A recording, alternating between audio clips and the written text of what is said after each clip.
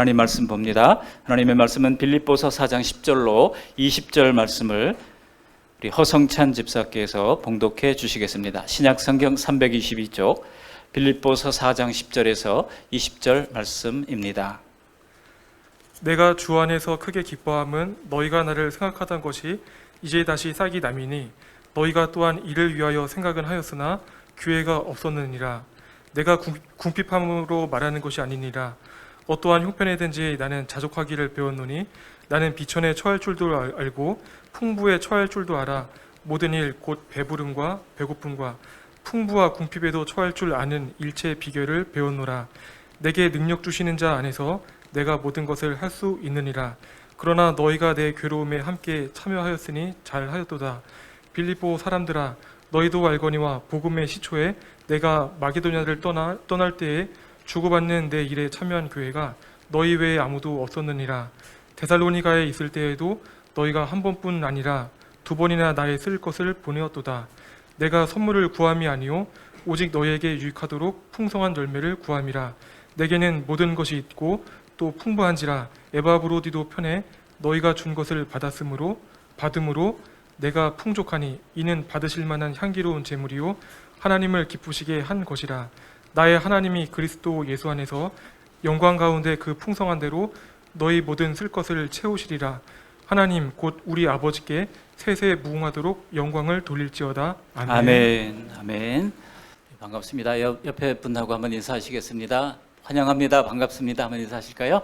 반갑습니다. 환영합니다. 반갑습니다. 감사합니다. 여러분 지난 한 주 동안 다들 평안하셨습니까? 요즘처럼 평안하지 못한 때 정말 평안한 하루하루가 되시기를 주님의 이름으로 축복합니다. 시시각각으로 우리의 환경이 달라지고 있고 우리를 압박하는 변화들이 많은 가운데 살고 있습니다. 이런 가운데 정말 진정한 하늘의 샬롬의 평강을 누리기가 쉽지만은 않습니다. 때로는 이렇게 살아도 되나 그런 생각이 들기도 하고 하나님이 정말 나를 돌보고 계신가 하는 두려움이 순간순간 찾아올 때가 있습니다. 그러나 그런 가운데도 우리는 전능하신 하나님을 믿고 있습니다. 우리가 자족하는 믿음을 가져야 할 이유가 무엇일까요? 인생에는 우리가 원하는 풍요로움만 있는 것은 아니기 때문입니다.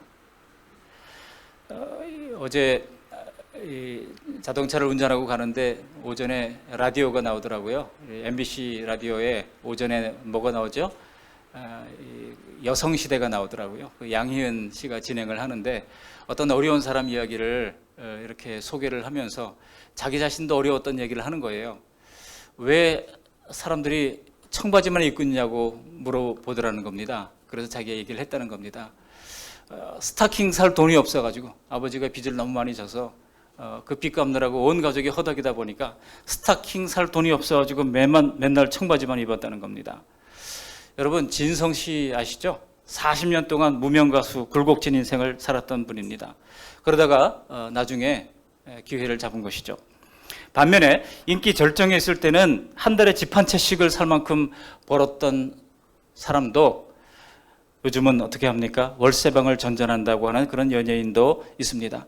우리가 인생 전체를 놓고 볼 때는 부유할 때가 있고 비천할 때가 있습니다. 근데 이게 내 힘으로 모든 것을 선택할 수 있는 것이 아니라는 데 문제가 있습니다.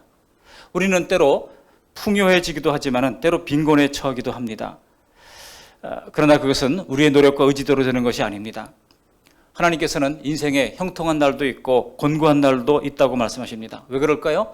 그것은 우리로 하여금 하나님을 생각하도록 하기 위함인 것입니다. 우리를 거룩한 백성으로 삼기 위하여 하나님께서는 풍요와 때로는 빈곤을 겸하여 우리에게 허락해 주시는 것입니다. 그래서 형통한 날에는 찬송하고 빈곤한 때에는 기도하라고 말씀하고 있는 것입니다. 그런데 언제 실패와 가난과 병마의 함정에 빠질지 모르는 세상 환경이 우리에게 늘 가까이 있습니다. 그러므로 여러분 돈과 환경이 우리를 지배하는 것이 아니라 하나님이 우리를 다스리도록 해야 합니다. 하나님이 우리를 붙잡아 주시도록 해야 합니다. 그럴 때 우리는 진정한 자족함과 만족을 누리며 살 수 있게 될 것입니다. 그 속에서 진정한 샬롬의 평안을 누리며 살게 될 것입니다. 이것이 바로 하나님의 뜻입니다. 오늘 바울 사도는 자신이 지금 로마 감옥에서 빌립보서 편지를 쓰고 있지만은 바로 그러한 평안의 믿음을 배우고 가졌다라고 고백하고 있는 것입니다. 그러면서 진심으로 사랑했던 그 빌립보 교회의 성도들에게도 그 비결을 전수하고 싶어 하는 것입니다. 여기 제목에서 말하는 내게 능력 주시는 자가 누굽니까? 내게 능력 주시는 자는 바로 예수님인데 그 능력이 어떤 능력일까요? 문맥을 보시면은요, 우리가 그동안 이것을 너무나 오해해 왔어요. 한국 교회가 내게 능력 주시는 자 안에서 모든 것을 할 수 있다 그래가지고 마치 적극적인 어떤 생활 방식으로 살면 우리의 삶이 개선되는 것처럼 오해를 하게 만들었습니다. 많은 부흥사들이 그런 허점이 있었죠. 그런데 문맥을 보면 여기에 말하는 능력은 그런 능력이 아닙니다. 적극적으로 살라고 하는 그런 의미가 아닙니다. 여기 능력은 바로 고난도 달게 받는 능력이에요. 자족하는 능력입니다. 어떤 환경 가운데서도 만족하며 샬롬의 평강을 누릴 수 있는 능력입니다. 우리를 진심으로 사랑하시는 예수님께서 오늘 말씀을 통해서 우리에게도 자족하는 비결을 깨닫게 해주시리라 믿습니다. 이 자족함과 관련해서 오늘 세 가지 대주로 말씀을 나누고자 합니다. 첫 번째로 자족함도 학습해야 한다는 것입니다. 그리고 두 번째로는 자족함은 오직 예수님 안에 있다는 것입니다. 마지막으로 자족할 때 축복을 받는다는 사실입니다. 여러분, 축복이라고 하는 말이 한자로 보면 비일축자에다가 복복자예요. 복을 비는 겁니다. 우리 하나님은 시복하시는 분이지 복을 비는 분은 아니거든요. 우리 예수님도 가끔 축복을 하시기도 했어요. 왜냐하면 성자 하나님으로서 성부 하나님 앞에 복을 빌기도 했던 것입니다. 근데 여러분, 축복은 누가 하는 것입니까? 우리 서로가 하는 거예요. 우리가 하고 목사가 하고 성도님들끼리 서로 부모로서 자녀에게 축복하는 것입니다. 그러나 복을 주시는 분은 하나님이에요. 그러니까 하나님이 축복하시는 것은 아닙니다. 하나님 복을 주시는 분이지 복을 비는 분은 아니기 때문입니다. 우리는 열심히 서로 복을 빌 필요가 있습니다. 자족할 때 복빌을 받는다는 겁니다. 여러분, 어떤 사람을 생각할 때 그 사람 안 됐으면 좋겠다 저주하면 그 사람 인생이 참 불안하죠. 그러나 정말 저 사람은 정말 잘 됐으면 좋겠다, 그렇게 복빌을 받는 삶이라고 한다면 정말 복된 생애가 아니겠습니까? 자족할 때, 우리가 자족할 때 이런 복빌의 복을 받게 된다는 겁니다. 세 가지 대주로 말씀을 나누는데 첫 번째로 자족함도 학습해야 한다는 것입니다. 여기 11절 12절 말씀을 같이 한번 읽어보시겠습니다. 11절 12절 내가 궁핍함으로 말하는 것이 아니니라. 어떠한 형편이든지 나는 자족하기를 배웠노니 나는 비천에 처할 줄도 알고 풍부에 처할 줄도 알아. 모든 일 곧 배부름과 배고픔과 풍부와 궁핍에도 처할 줄 아는 일체의 비결을 배웠노라. 여기 11절 마지막과 12절 마지막의 단어가 뭐예요? 배웠노니 배웠노라. 바울도 배웠다는 겁니다. 이게 배웠어요. 체험적으로 학습하게 됐다는 겁니다. 바울은 감옥에 갇힌 고난 속에서도 정말 이런 자족하는 믿음을 배우게 됐다고 고백하고 있는 것입니다.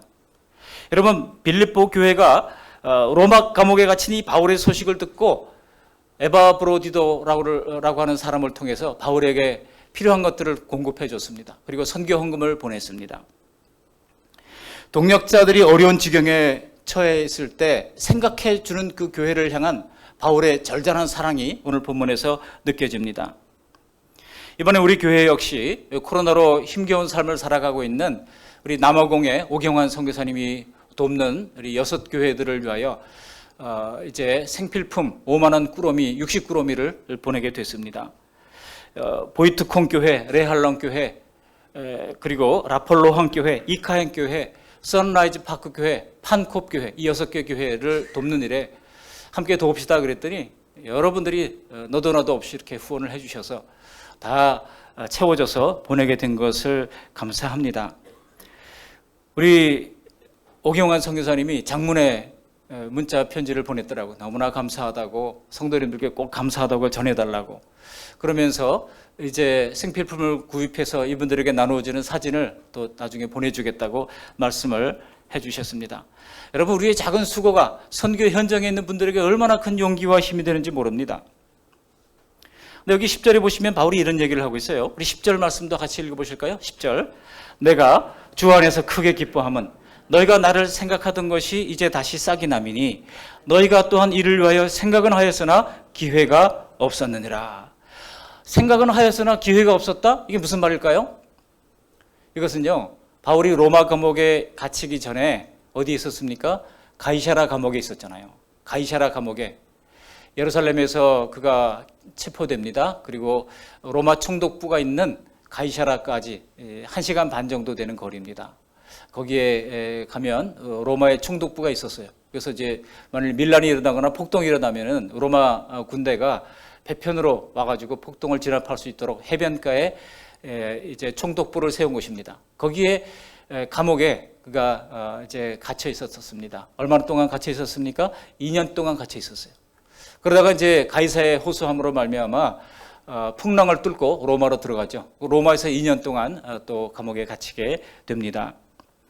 그런데 바울이 가이사라에 있는 동안에는 이 빌립보 교회가 아무런 헌금도 하지 않았다는 겁니다. 왜 그랬을까요? 너무 거리가 멀었기 때문입니다. 이 빌립보는 유럽 아닙니까? 빌립보에서 여기까지 가려면 한 달은 좋게 넘는 시간을 이제 가야 했습니다. 너무 거리가 멀어서 생각은 있었으나 기회가 없었다고 지금 얘기하고 있는 거예요. 그런데 이제는 너희가 나를 생각하던 것이 싹이 났다는 겁니다. 무슨 말입니까? 로마 감옥에 갇혀 있을 때는 빌립보에서는 좀 가기가 그래도 좀 더 가까웠고 수월했기 때문에 에바브로디도 편에 이제 감옥 생활하는 데 필요한 모든 의류와 또 필요한 것들과 그리고 선교 헌금을 보내주었던 것입니다. 여러분, 바울이 그들이 선교 헌금을 했기 때문에 기뻐했던 것이 아닙니다. 그보다도 중요한 것은 바울이 사실 모든 필요가 다 채워져 있다고 고백하고 있는 겁니다. 우리 11절 12절 말씀 다시 한번 읽어보실까요? 11절 12절 내가 궁핍함으로 말하는 것이 아니니라. 어떠한 형편이든지 나는 자족하기를 배웠노니 나는 비천에 처할 줄도 알고 풍부에 처할 줄도 알아. 모든 일 곧 배부름과 배고픔과 풍부와 궁핍에도 처할 줄 아는 일체의 비결을 배웠노라. 배웠노라. 자족하는 삶도 배워야 합니다. 그런데 바울이 배웠던 것이 뭡니까? 궁핍한 가운데서 정말 힘든 가운데서 그렇게 사는 것만 배운 게 아니에요. 여기 자세히 보시면 배부름도 배웠다는 겁니다. 또 풍부한 경우도 있었다는 것입니다. 우리가 잘 아는 대로 바울 사도는 생업을 하면서 복음을 증거했습니다. 어떤 생업입니까? 바로 텐트를 만드는, 천막을 만드는 업을 이제 브리스길라와 아굴라 부부와 더불어서 하면서 그가 복음을 증거했습니다. 데살로니가전서 2장 9절에 보면 바울의 그런 수고의 모습이 이렇게 등장하고 있습니다. 같이 한번 읽어보시겠습니다. 데살로니가전서 2장 9절입니다. 형제들아, 우리의 수고와 애쓴 것을 너희가 기억하리니 너희가 아무에게도 피해를 끼치지 아니하려고 밤낮으로 일하면서 너희에게 하나님의 복음을 전하였노라. 너희 아무에게도 피해를 끼치지 아니하려고. 지금 초신자인 이 데살로니가 교회 성도들에게 피해를 끼치지 않기 위하여 그는 열심히 천막 만드는 일을 하면서 복음을 증거했다고 이야기하고 있습니다. 정말 바울 선교 사역의 노고가 그림으로 그려져서 가슴이 뭉클합니다. 물론 이런 바울도 이 초신자로 이루어진 교회가 아닌 기존의 신자들에게는요, 당당하게 선교 헌금을 하라고 요구를 했습니다. 그래서 그들의 헌금을 가지고 또 그 다음 사역을 이어가는 일들을 계속했습니다. 물론 지금 감옥에 갇힌 상태라서 일을 못하지만은 감옥에 갇혀 있다고 선교 사역이 중단되지 않았습니다. 왜냐하면 바울 사도는 감옥에서도 한편으로는 편지를 써서 소식을 전하고 또 한편으로는 교회들마다 사역자들을 파송하는 일들을 계속하고 있었기 때문입니다. 에베소 교회는 디모데를 파송했고 또 그레데 교회는 디도를 파송해서 이 사명을 잘 감당을 했던 것입니다. 그는 비록 감옥에 있지만은 바울이 걱정하지 않고 자족할 수 있는 것이 무엇입니까? 모든 것이 하나님께서 주관하고 있다고 하는 사실을 알고 있었기 때문입니다. 그렇습니다. 바울이 감옥 안에서 배운 것이 무엇입니까? 모든 열정과 수고를 다하되 결과는 사람의 계획이 아니라 하나님의 손에 맡긴다는 것입니다. 감옥에 갇힌 그 4년을 보내게 된 것도 하나님의 계획이라고 하는 것을 그는 분명히 알았던 겁니다. 여러분, 예루살렘에서 그가 체포됐을 때 사도행전에 보시면 바울을 죽이기 전에는 먹지도 않고 마시지도 않겠다고 결심한 사람들이 유대인들이 40명이나 됐다는 거예요. 얼마나 위험한 상황입니까? 그런데 바울이 잡혀가지고 가는데 그 얘기를 이제 로마 이제 천부장이 듣게 되죠. 그래서 어떻게 합니까? 바울을 200명의 호송대원을 통해 가지고 안전하게 보호해서 감옥에 가게 되는 겁니다. 그러니까 바울이 지금 감옥에 있는 것 자체가 지금 보호를 받고 있는 상황입니다. 하나님의 놀라운 섭리라고 아니할 수가 없는 것이죠. 로마 감옥에 있는 것도 마찬가지입니다. 로마 감옥에 있었기 때문에 로마의 유수한 판사, 변호사들과 더불어 복음을 증거할 수가 있는 기회가 얻게 됐고 또 높은 사람들에게 복음을 증거할 수 있는 기회를 얻게 됐던 겁니다. 바울 선교 사역 특징을 보면은 하나님께서 열어주시는 대로, 하나님께서 허락하시는 대로, 하나님이 주시는 대로 최선을 다하고 결과는 하나님께 맡기는 겁니다. 어렵다고 징징대지 않고 하나님께서 주시는 대로, 문이 안 열리면 안 열리는 대로, 열어주시면 열어주시는 대로, 하나님이 허락하시는 대로 결과는 하나님께 맡기는 것입니다. 여기 자족한다고 하는 것은 정말 하나님을 신뢰하는 믿음 아니면 불가능한 것입니다. 우리는 보통 일이 안 될 때는 하나님께 간절히 부르짖어 기도하다가도 뭔가 일이 술술 풀리기 시작하면 금방 어떻게 됩니까? 내가 탁월한 선택을 했어. 내가 참 잘했어. 그래도 이 정도 수준은 되지 내가. 이러면서 금방 교만해지지 않습니까? 안 그렇던가요? 저만 그렇습니까? 그러나 여러분, 하나님을 의식하지 않으면서 하나님을 신뢰한다고 하는 것은 불가능한 것입니다. 사실 하나님을 의존하지 않은 민족만큼 위험한 것은 없습니다. 하나님을 의존하지 않고 잘 되는 것만큼 사실 불행한 것도 없습니다.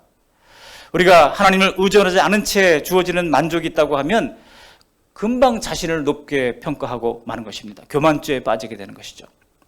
바로 그래서 하나님은 때때로 하나님을 더 알아가도록 하기 위하여 하나님께서는 기대 이상의 형통함을 주시기도 하다가도 때로는 좌절에 빠질 만큼 큰 시련을 우리에게 허락하기도 하는 것입니다.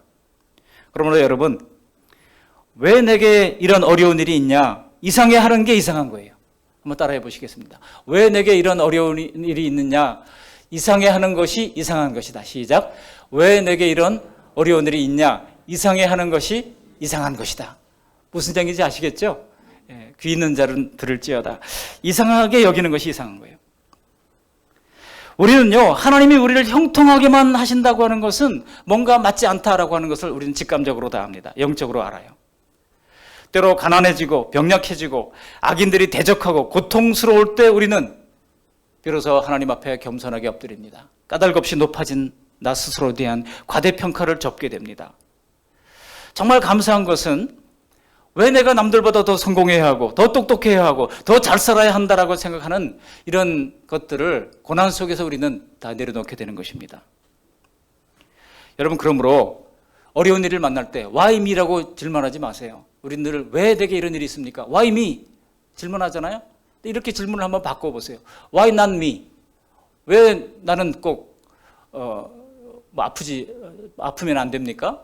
왜 나는 가난하면 안 됩니까? 이렇게 한번 질문을 바꿔보시기 바랍니다. Why me가 Why not me로 한번 바꾸어서 생각해 보시기를 바랍니다.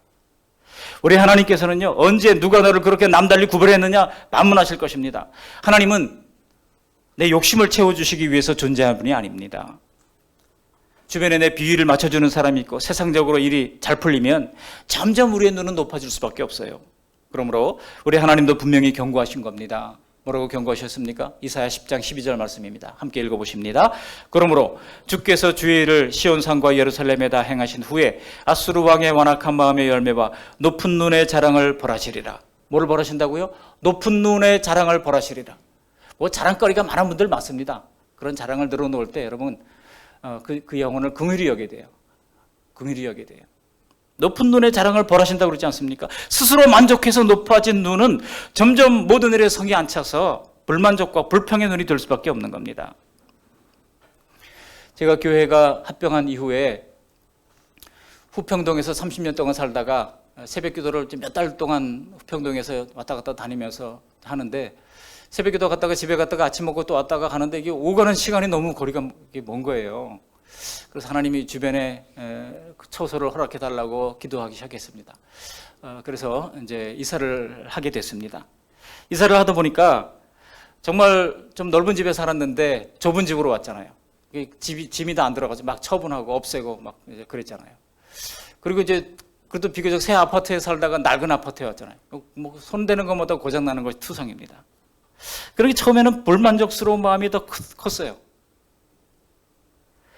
여러분, 사람에게 제일 힘든 것 중에 하나가 자기가 누리던 어떤 것들을 또 명예나 경제력, 인기 같은 것에서 더 아래로 내려가는 것 아니겠습니까? 그래가지고 좀 불만족스러운 마음이 있었는데 하나님께서 마음에 그런 생각 주시는 거예요. 어린 시절 너 어떻게 살았니? 예? 아버지가 중학교 1학년 때 돌아가신 이후에 너 어떻게 살았니? 5 식구 부모님과 더불어 온 가족이 다 한 방에서 우글거리며 지냈잖아. 그래도 너 불평한 적 있었니? 그런 생각이 들더라고요. 그리고 또 여기 같은 아파트에 사는 사람도 많잖아. 그분들이 뭐 너보다 더 못해서 거기 사니? 그런 마음을 주시더라고요. 그러면서 하나님 앞에 회개했습니다. 사람이 조금이라도 교만한 데서도 내려갈 수 있으려면 이런 현장 학습이 없으면 안 됩니다. 이 현장 학습 속에 들어가야 비로소 내가 너무 높아져 있었구나, 내 눈이 너무 높아져 있었구나, 겸손하게 생각하게 되는 겁니다. 가끔 1박 2일이라고 하는 프로그램을 보다가 보면은요, 참 재밌는 것이 이게 팀으로 나눠서 막 게임을 하잖아요. 게임을 하는데 이긴 팀한테는 산의 진미 같은 아주 맛있는 음식을 이제 차지할 수가 있는 기회가 주어지고요. 진 팀들은요, 그냥 고추장에 뭐 몇 개 찍어 먹고 이렇게 밥 비벼 먹을 수밖에 없어요. 그럼 진 팀들은 보면은 이제 저 사람들을 보면서 이제 밥을 먹는 겁니다. 근데 처음에 막 부러워하다가도 이게 간단한 밥이지만은 비벼놓고 보니까 맛있거든요. 그러니까 나중에 보니까 맛있게 먹는 거를 봅니다. 여러분, 소크라테스가, 우리 테스 형이 이런 얘기를 했더라고요. 가장 적은 것에 만족하는 사람이 가장 큰 부자래요. 테스 형이 여러 가지 얘기했지만 아주 좋은 얘기를 했더라고요. 인간의 행복은 많은 재산이 있지 않습니다. 오히려 마음의 태도와 좋은 관계에 있습니다. 예수님을 믿는 우리는 많은 것이 없다 할지라도 살 수 있을 만큼 강한 존재입니다. 그러므로 더 성공해야 하고, 더 많은 것을 가져야 하고, 더 좋은 것이 있어야 만족하고 행복하다고 부추기는 이 세상의 가치관을 우리는 담대하게 거슬러 올라갈 수 있는 용기를 가지시기를 바랍니다. 그렇게 하기 위해서 어떻게 됩니까? 자족하기를 배워야 하는 것입니다. 자족함도 학습되는 것입니다. 이렇게 자족하기를 배우는 우리 모두가 되시기를 주님의 이름으로 축복합니다. 두 번째로 이 자족함과 관련해서는요, 예수님 안에 있을 때 우리는 이 자족함을 얻을 수 있다는 것입니다. 한번 따라 하시기 바랍니다. 자족함은 예수님 안에 있다. 시작. 자족함은 예수님 안에 있다. 그렇습니다. 오늘 우리가 자족할 수 있는 가장 큰 비결을 13절에서 이렇게 말씀하고 있습니다. 우리가 늘 암송해왔던 말씀 아닙니까? 빌사 13 13절 말씀 함께 읽어보십니다. 내게 능력 주시는 자 안에서 내가 모든 것을 할 수 있느니라. 이게 자족하기를 배웠다는 말, 학습하는 것에서 온다고 하는 말에서 이어지는 말씀이에요. 자족하는 마음을 스스로 학습해서 이게 우리가 배워지지만은 학습하는 것만으로 다 되는 건 아닙니다. 완성되는 것은 아닙니다. 왜냐하면 우리가 마음을 다잡고 그렇게 생각하려고 해서 되는 것이 아니기 때문입니다. 그런데 바울 사도는 예수님 안에 있다 보니 예수님 안에서는 그게 되더라는 겁니다. 예수님 안에서 우리가 이미 얻은 영원한 이 천국의 영광을 생각할 때, 그 영원한 부유함을 알게 될 때 우리는 비로소 자족할 수가 있게 되는 것입니다. 아무것도 없기 때문에 할 수 없이 이것도 괜찮다고 스스로를 위안하는 게 아니에요. 여러분, 그런 사람은요, 스스로 뭐 자족하는 척 하다가도 나중에는 금세 더 가져서 만족하게 되는 상태를 갈망하게 되고 그런 사람들을 뒤따르게 되어 있습니다. 그러나 예수님께 마음을 고정시키고 살아갈 때는 평안이 있습니다. 기쁨이 있습니다. 담대함과 소망을 허락해 주시는 것입니다. 그것은 현재 내가 가진 보이지 않는 보화들이 사실인 것을 우리가 확신할 수 있게 만들어주는 것입니다. 그렇기 때문에 오늘 고된 시련과 가난과 또 비천이 있다 할지라도 넉넉히 이겨나갈 수가 있는 것입니다. 그것이 바로 내게 능력 주시는 자 안에서 내가 모든 것을 할 수 있다라고 하는 이 말씀의 의미인 것입니다. 우리가 이미 말로는 형용할 수 없고 상상할 수도 없는 영원한 천국의 기업을 받은 사람들 아닙니까? 이 땅에서 조금 더 갖고 조금 더 화려하게 살고 좋은 것을 누리는 것은 우리의 영생을 생각할 때는요, 이게 먼지만큼도 안 되는 거예요. 여러분, 먼지가 좀 묻었다고 저울이 눈곱이 올라가던가요? 그건 아무것도 아닌 겁니다. 우리가 예수님을 주목하고 바라면 진짜 영광과 보물이 무엇인지를 깨닫게 되는 것입니다. 그것은 오직 예수예요. 오직 예수 한 분뿐. 여러분, 교회가 무엇입니까? 오직 예수 아닙니까? 오직 예수님을 나의 구주와 주님으로 믿고 따르는 사람들의 공동체가 교회 아닙니까? 교회는 건물이 아닙니다. 교회는 어떤 장로교, 감리교, 성결교 하는 이런 교단도 아닙니다. 교회는 오직 예수인 것입니다.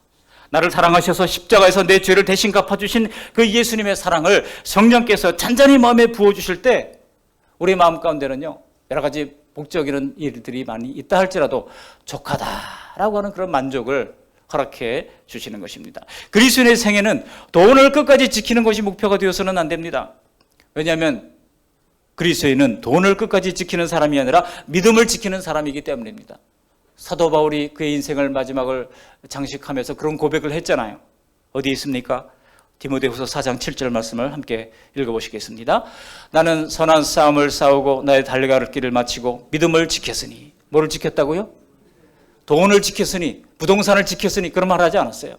믿음을 지켰다라고 그런 고백을 했던 겁니다. 우리가 예수님을 가졌다고 하는 것은 너무나도 크고 완전해서 이 세상의 어떤 재물과 명예와 인기와 성공과 이런 것들로는 비교할 수 없는 가치를 가지게 된 것입니다. 그래서 예수님을 만난 바울 사도는요, 자기에게 있던 모든 부와 명예와 최고의 학문까지도 다 배설물로 여겼다고 그랬어요. 그리고 오직 주님을 따라 달려갈 수가 있었던 것입니다. 환경을 능가하는 자족하는 마음은 나를 강하게 하신 예수님께 의존할 때 가능한 것입니다. 그러므로 매일매일 주님을 따르는 가운데 주님께로부터 매일 부어지는 사랑의 확신과 천국의 소망 속에서 이런 자족하님의 은혜를 누리는 우리 모두가 되시기를 바랍니다. 그럴 때 우리는 어떤 환경에 처한다 할지라도 자족하는 마음으로 문제를 돌파할 담대할 힘을 얻게 되는 것입니다. 자족함은 예수님 안에 있습니다. 마지막 세 번째로 자족할 때 우리는 복빌을 받게 됩니다. 자족할 때 축복을 받게 된다는 것입니다.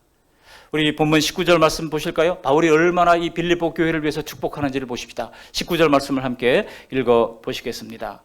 나의 하나님이 그리스도 예수 안에서 영광 가운데 그 풍성한 대로 너희 모든 쓸 것을 채우시리라. 아멘.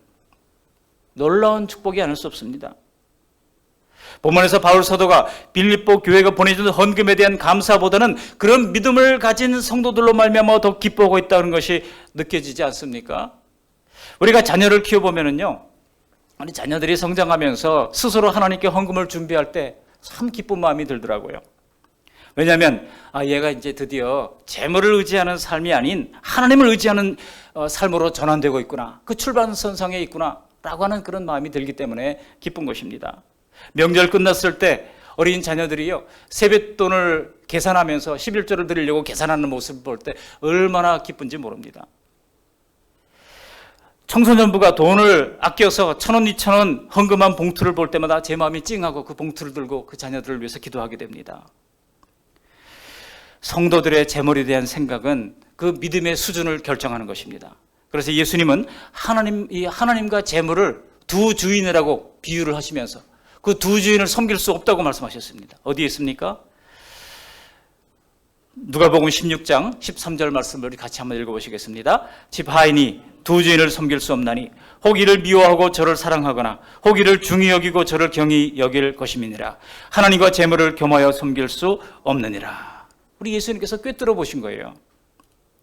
빌립보 교회가 바울의 복음 전파를 위해서 가난한 주머니를 털어서 보내준 헌금에 대해 바울 사도는 이렇게 말하는 겁니다. 18절 말씀도 읽어보십니다. 18절입니다. 내게는 모든 것이 있고 또 풍부한지라. 에바브로디도 편에 너희가 준 것을 받음으로 내가 풍족하니 이는 받으실 만한 향기로운 제물이요 하나님을 기쁘시게 한 것이라. 받으실 만한 향기로운 제물이라는 겁니다. 또 하나님을 기쁘시게 한 것이라고 이야기하고 있습니다. 지금 로마 감옥에 갇혀있는 바울 사도의 처지를 염려해서 보내준 그 헌금이 하나님께서 받으실 만한 향기로운 제물이라는 겁니다. 여기서 향기로운 제물이라고 그랬는데 이 오이디스 뚜시안이라고 하는 이 말은요, 에베소서 5장으로 넘어가면은 예수님이 자기 자신을 하나님 앞에 십자가에서 드린 것을 향기로운 제물로 표현한 것과 똑같은 표현이 사용되고 있어요. 같이 한번 읽어보실까요? 우리 에베소서 5장 2절 말씀 함께 읽어보실까요? 그리스도께서 너희를 사랑하신 것 같이 너희도 사랑 가운데서 행하라. 그는 우리를 위하여 자신을 버리사 향기로운 제물과 희생 제물로 하나님께 드리셨느니라. 여러분, 이게 비교가 됩니까? 성도들이 하나님 나라를 위해서 드리는 제물을 정말 예수님이 제물 되신 것과 똑같이 표현하고 있는 것이 너무나 놀랍습니다. 왜 그렇습니까? 지금 바울 사도는요, 성도들이 드리는 그런 물질이 자기를 쪼개서 드리는 헌신과 희생이라고 하는 것을 알고 있었기 때문입니다. 어려운 가운데서 땀 흘려 한 푼 한 푼 모은 것으로 드린다고 하는 것은 자기의 생명을 쪼개서 드리는 것과 같기 때문입니다. 우리가 교회를 위해서, 하나님의 나라를 위해서, 선교를 위해서 헌금을 드릴 때 남아서 드리는 사람이 있습니까? 내가 쓸 것 안 쓰고 택시 탈 것 버스 타고 맛있는 것 유혹할 때 한번 꾹 참는 이를 감수하면서 드리는 것이잖아요. 이 사실을 잘 알고 있었던 바울 사도가 마침내 궁핍과 여러 가지 곤란한 중에서도 바울의 괴로운 처지와 복음에 기꺼이 동참했던 이 빌립보 교회를 위하여 놀라운 축복을 하게 되는 것입니다. 우리 19절 말씀 다시 한번 외워보실까요? 나의 하나님이 그리스도 예수 안에서 영광 가운데 그 풍성한 대로 너희 모든 쓸 것을 채우시리라, 채우시리라, 채우시리라. 믿으십니까? 여러분, 이 말씀은요, 막연히 채워주기를 기대한다고 하는 뜻이 아닙니다. 어법상으로 채워주실 것을 확신하고 기정사실로 지금 받아들이고 있는 것입니다. 왜냐하면 사도 바울은요, 하나님의 법칙을 알고 있기 때문입니다. 18절에 이미 이런 얘기를 했어요. 에바브로디도 편에 너희가 준 것을 받음으로 내가 풍족하니. 근데 여기 준 것을 받음으로 라고 하는 말씀이 15절에 내가 마게도냐를 떠날 때 주고받는 내 일에 참여한 교회가 너희 외에는 없었느니라. 바울이 개척했던 많은 교회가 있었어요. 근데 가장 가난했던 이 빌립보 교회를 통하여 보내준 헌금을 받고 바울이 눈시울이 뜨거워졌을 겁니다. 여기 주고받다라고 하는 헬라어 단어가 참 재미있어요. 주고받다라고 하는 헬라어 단어가 도세오스 카이 렘페오스라고 하는 말인데, 이게 영어 성경에 보면 giving and receiving 이렇게 되어 있어요. 주고받다라고 하는 뜻입니다. 근데 이게 상거래에서 쓰는 상업 용어거든요. 흥미로운 것은 하나님께 드린 헌금인데 왜 사도 바울은 이런 단어를 지금 재물을 드리는 것과 비교해서 쓰고 있는가 하는 것입니다. 이것은요, 하나님이 헌금을 받으셨다고 하면 하나님께서 거기에 반드시 대가를 지불하신다는 것입니다. 여러분, 상업에서 대가를 지불하지 않는 경우가 있습니까? 반드시 우리가 노력을 하고 노동을 했으면 거기에 대한 대가를 받는 것이고, 또 물건을 샀으면 돈을 지불해야 마땅하듯이 우리가 하나님께 제물로 드렸다면 하나님께서 뭔가 대가를 허락해 주신다는 것입니다. 부유하신 하나님이 그냥 받기만 하시고 성도들의 처지와 궁핍을 외면하시겠습니까? 영광 가운데 풍성한 대로 너희 모든 쓸 것을 채우시리라. 너희 모든 쓸 것이라고 그랬어요. 우리 모든 쓸 것, 우리 모든 필요를 아십니다. 우리 모든 쓸 것을 채우시는 분이시지 우리 모든 욕심을 채우시는 분은 아니십니다. 우리 모든 쓸 것을 아시는 하나님께서 필요한 만큼 우리에게 허락해 주신다고 약속하고 있는 것입니다. 이 말씀은요, 영광 중에 모든 것을 풍성히 가지신 하나님께서 채워주신다는 뜻이기도 하고, 또 하나는 하나님이 가지신 그 풍성한 영광만큼 채워주신다는 뜻이기도 합니다. 여러분, 이게 우리에게 얼마나 큰 위로가 되고 얼마나 큰 용기가 되고 얼마나 큰 축복입니까? 지금까지 각자가 가진 믿음과 능력에 따라 하나님을 공경하고 하나님의 나라를 위하여 섬기시느라 애쓰셨던 우리 성도님들 정말 수고가 많으셨습니다. 하나님은 공짜가 없으십니다. 받으셨다면 반드시 갚아주십니다. 바울의 기도는요, 빌립보 교회의 충성에 대해서 나중에 천국에서 갚아주시리라 이런 얘기를 했던 게 아니에요. 나중에가 아닙니다. 오늘 필요한 것, 지금 열심히 일하면서 추진하는 모든 것들을 통하여 하나님께서 갚아주신다는 것입니다. 그래서 바울 사도 역시 늘 비천하고 배고프고 궁핍했던 것만은 아닙니다. 본문에도 그랬잖아요. 풍부와 배부름에도 처했다고 얘기하고 있잖아요. 그동안 많은 동역자들의 생활을 지원했고 대규모 선교 활동의 경비를 충당했던 사도 바울인데 어떻게 맨날 가난과 궁핍한 상태만 있었겠습니까? 물론 우리에게 필요한 것은 재물과 생활에 속한 것만은 아닙니다. 영적 부유함을 사도 바울은 확신하고 있는 것입니다. 우리가 하나의 공동체로 묶여서 이렇게 함께 주님을 섬기는 아름다운 교회로 한 가족이 된 것 자체가 우리에게는 큰 은혜입니다. 요즘 수국꽃이 참 예쁘더라고요. 제가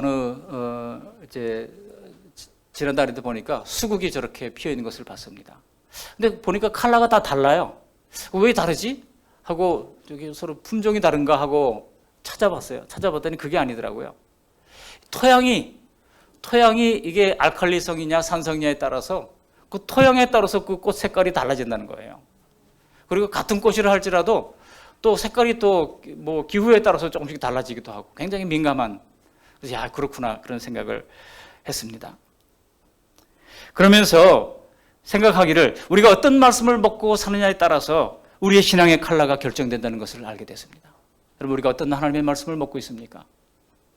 저는요, 예수님께서 베드로에게 내 양을 먹이라 말씀하셨잖아요. 내 양을 먹이라. 부활하신 예수님께서 베드로에게 사명을 회복시키시면서 내 양을 먹일 것을, 영적인 꼴을 먹일 것을 말씀하시고 부탁하셨지 않습니까?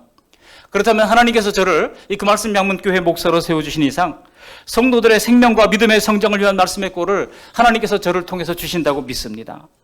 그런 마음으로 늘 기도하고, 하나님, 주일 말씀을 준비하는데 각각 영혼들에게 꼭 필요한 주님의 말씀을 허락해 주십시오. 기도하면서 준비를 하게 됩니다. 물론 저 역시 부족하지만 주님의 말씀을 순종하며 따르려고 몸부림치고 있습니다. 하나님께서 모든 인간적인 만족을 제쳐두고 열심히 일해서 얻은 재물로 주님을 위하여 충성스럽게 봉사하는 모든 성도님들에게 우리 하나님께서 영과 육의 풍성한 필요를 반드시 공급해 주실 줄 믿습니다. 말씀을 정리합니다. 이 한자에 만족이라는 단어가 있더라고요. 이 만족이라는 단어가 찰 만자에다가 발족자더라고요. 우리가 생각하기에 진정한 만족이라고 하는 것이 막 이게 물이 가슴까지 차고 머리까지 차고 뭐 꼭대기까지 올라가야 만족할 것 같은데 발만 찰랑찰랑해도 만족할 수 있다는 겁니다. 오늘 어떤 형편에서든 자족하는 마음을 가지라고 하는 말씀과 잘 부합되는 단어라고 생각이 됩니다. 우리가 예수님 안에 내게 능력 주시는 자 안에서라고 있다면 내가 원하는 것에 발목까지만 차도 우리는 충분히 자족하며 살아갈 수가 있다는 것입니다. 또 부족할수록 빌립보 교회처럼 하나님께 드리는 것이 오히려 재물의 궁핍에서 벗어나는 지름길이라고 하는 것을 오늘 본문은 암시해주고 있습니다. 그리하면 너희 모든 쓸 것을 풍성하게 채우시리라는 것입니다. 믿으십니까? 가난한 중에 드리는 것은 우리의 주인이 누구신지를 분명히 인정하는 행위입니다. 지금 우리 성도님들이 처한 형편은 다 다릅니다. 어쩌면 지금 타들어가는 속사정으로 말미암아 하나님 앞에 부르짖는 분들도 있을 겁니다. 그러나 지금 형편에서 자족하고 행복을 누리지 못한다고 하면 여러분, 환경이 달라진다고 우리가 하나님 앞에 자족할 수 있겠습니까? 자족할 수 있는 능력을 구하시기를 바랍니다. 오늘 세 가지 말씀을 드렸습니다. 자족함도 배워야 하는, 학습하는 것입니다. 자족함은 바로 예수님 안에 있다는 것입니다. 그리고 자족할 때 복비를 받는 정말 복된 삶을 살게 된다는 것입니다. 기도하면서 오직 예수님을 주목하시고 구하신다고 하면 자족할 수 있는 능력을 우리 모두에게 허락해 주시리라 믿습니다. 만일 지금 낮추신다면 다음에는 풍부와 배부름에도 처하게 하실 것이고, 빌립보 교회가 그랬던 것처럼 주님 나라를 위하여 귀하게 사용하게 하실 것을 믿으시고 내게 능력 주시는 예수님 안에서 자족하며 사는 저와 여러분들이 다 되시기를 주님의 이름으로 축원합니다. 아멘. 고마우신 하나님, 날마다 주옥 같은 주님의 말씀 들려주신 것을 감사를 드립니다. 빌립보서를 통해서 우리에게 귀한 도전을 하나님의 계속해서 허락해 주셨던 것을 감사를 드립니다. 오늘 주시는 말씀을 통해서 내게 자족하는 능력, 내게 고난도 달게 받는 능력을 가지고 하나님의 내게 능력 주시는 자 안에서 모든 것을 할 수 있는 믿음의 삶을 살아드릴 수 있도록 인도해 주시고, 자족함을 학습하게 하시고 예수님 안에 자족함을 누리게 도와주시고, 하나님이여 자족할 때 바울이 빌립보 교회를 마음껏 축복했던 것처럼 복빌물 받는 복된 생애를 살아갈 수 있도록 도와주시옵소서. 예수님 거룩하신 이름으로 감사하며 기도합니다. 아멘.